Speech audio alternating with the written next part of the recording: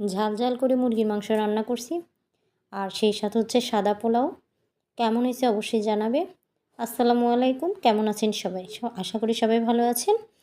তো যে যেখান থেকে আমার ভিডিওটা দেখতেছেন অসংখ্য ধন্যবাদ জানাচ্ছি। আর যারা নতুন তারা অবশ্যই আমার পরিবারের সাথে যুক্ত হয়ে যাবেন। প্রথমে আমি মাংসটা ভাজি করে নেব, তারপর হচ্ছে আলু ভাজি করে নেব, এরপর আমি রান্নাটা করব।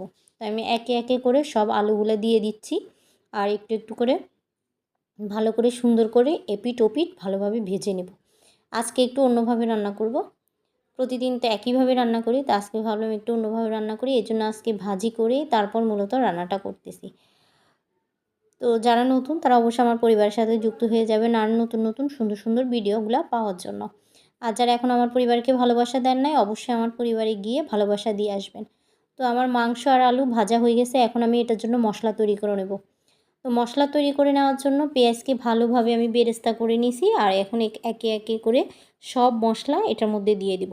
আদা বাটা, রসুন বাটা, জিরার গুঁড়া, তারপর হচ্ছে হলুদের গুঁড়া, ধনিয়া গুঁড়া, মরিচ গুঁড়া, লবণ, তারপর হচ্ছে বাদাম বাটা, তারপর সব কিছু দিয়ে ভালো করে একটা সুন্দর মশলা করে নেব। তো মশলাটা কেমন হচ্ছে অবশ্যই কিন্তু কমেন্ট করে জানাবেন। আমার ঘরের যে মশলাগুলো থাকে আমি সেইগুলো দিয়েই মূলত রান্নাটা করি। তো এই যে দেখেন আমার মশলার কালার কতটা সুন্দর, লোভনীয় এবং গ্রেভি লাগতেছে।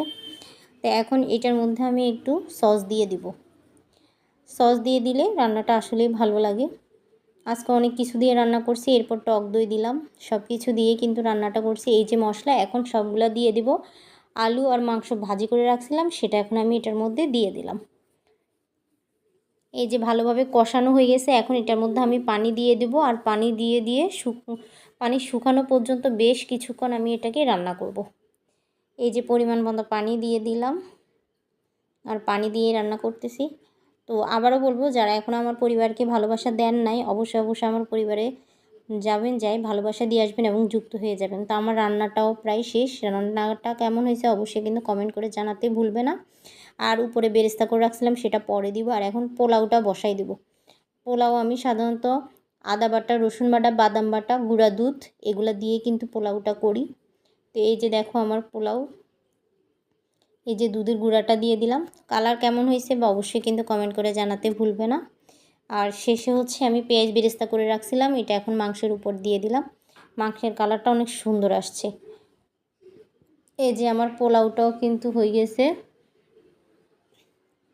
তো ভিডিওটা কেমন লাগছে অবশ্যই কিন্তু কমেন্ট করে জানাতে ভুলবে না। আর সুন্দর সুন্দর ভিডিও পাওয়ার জন্য অবশ্যই অবশ্যই সাথী ডেইলি ব্লগের সাথে কিন্তু যুক্ত হয়ে যাবে।